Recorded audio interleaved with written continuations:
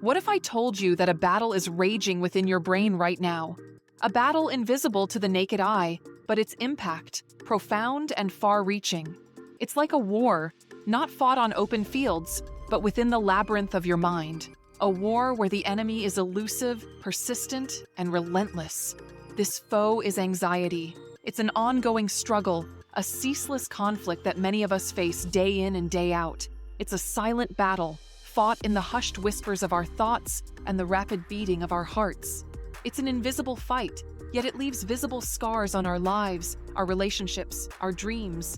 It's like a siege where the fortress of our peace is relentlessly attacked, where our joy is held hostage, and our hope is often the casualty. This battle, my friends, is the reality of anxiety.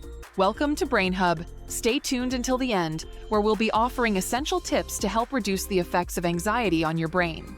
Now let's delve into the science behind this unseen enemy. When anxiety kicks in, it's like an alarm system going off in your brain. This alarm is primarily triggered by a small, almond-shaped part of your brain called the amygdala. Think of the amygdala as the brain's security guard. It's constantly on the lookout for threats, and when it perceives one, it immediately sends distress signals to other parts of the brain. One such place is the hypothalamus, often referred to as the command center of the brain. When it receives the distress signal, it initiates the fight or flight response, releasing a surge of adrenaline and cortisol. These hormones increase your heart rate, quicken your breathing, and sharpen your senses, preparing your body to respond to the perceived threat. Simultaneously, the amygdala also communicates with the prefrontal cortex, the part of the brain responsible for decision-making and problem-solving. When anxiety is high, this communication can become skewed, leading to irrational thoughts and decision paralysis. Now let's talk about the hippocampus, another key player in our brain's anxiety response.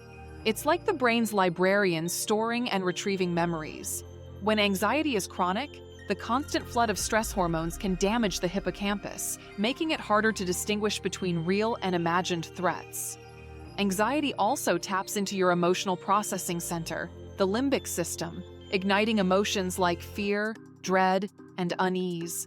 Additionally, it impacts your physical responses. You might experience symptoms like a racing heart, sweaty palms, or a churning stomach. So, as we can see, anxiety isn't just an emotional state. You should be enjoying yourself, but instead you're consumed with worry. You're second-guessing every word you say, convinced that everyone is judging you.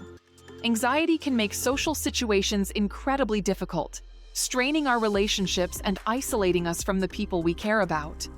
Beyond work and relationships, anxiety can have a profound impact on our overall quality of life. It can rob us of our sleep, leaving us feeling perpetually exhausted and on edge. It can affect our appetite and our ability to enjoy the things we once loved. These examples may sound intense, but they are the reality for many people grappling with anxiety. It's like living with a constant alarm bell ringing in your mind, creating a state of heightened alertness that's utterly draining. The impact of anxiety is far-reaching and pervasive, touching every aspect of our lives. It's not just about feeling nervous or worried, it's about how these feelings can disrupt our lives, from our ability to work effectively to our relationships and our overall well-being. Anxiety, then, is not just an internal battle, it's a war that can spill over into every aspect of our lives. So what can we do about it? The first step is understanding. Yes, understanding is the key that unlocks the door to managing and eventually overcoming anxiety. It's like venturing into a dark forest where anxiety is the wild beast. If you know the beast, its habits, its triggers, you stand a better chance against it. Anxiety is not an invincible adversary. It's a part of our brain's natural response to stress. It's our body's way of saying, hey, something's not right here. When we understand this, we can start to see anxiety not as an enemy, but as a signal for us to take action. Understanding anxiety allows us to sympathize with ourselves, to give ourselves the compassion we need. It's okay to feel anxious. The power of understanding, then, is not in eradicating anxiety, but in learning how to navigate it. With understanding comes the power to change. Now that we understand what's happening in our brains, let's explore some strategies to cope with anxiety. First, let's talk about mindfulness. This is a practice of being fully present and engaged in the here and now, not overly reactive or overwhelmed by what's going on around us. It's not about clearing your mind or achieving a state of eternal calm. Rather, it's about allowing ourselves to see the present moment clearly. When we can do this, we can reduce our anxiety. How does one practice mindfulness?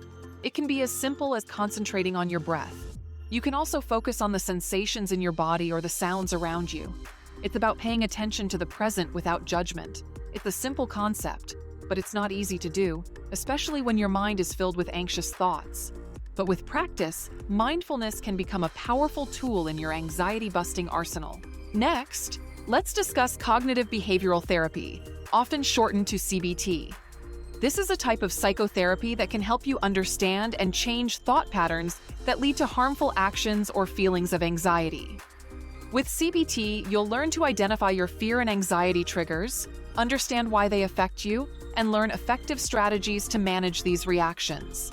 It's like rewiring your brain to respond differently to anxiety-inducing situations. Dealing with anxiety is a path that demands patience, persistence, and the courage to continue even when the terrain gets tough. Anxiety is not an opponent that's defeated in a single battle. It's a constant companion, a shadow that walks beside us. But remember, shadows only exist where there is light. Every step you take forward, every moment of bravery, every time you choose to face your fears rather than run from them, that's a victory. Patience is crucial on this journey. There will be days when it feels like you're making no progress, days when anxiety seems to have the upper hand. But it's important to remember that healing isn't linear. There will be setbacks, but they don't define your journey. Your strength, your resilience, your determination, these are the things that define you. Persistence, too, is key. Like a river carving its way through stone, slowly but surely, your continuous efforts will make a difference. You may not see it right away, but rest assured, every step counts. And while it's essential to equip yourself with strategies and coping mechanisms, it's equally important to know when to seek professional help. There's no shame in reaching out, in admitting that you need a hand to hold, a guide to show you the way. Therapists, psychologists, psychiatrists, these are allies on your journey, individuals trained to help you navigate the twists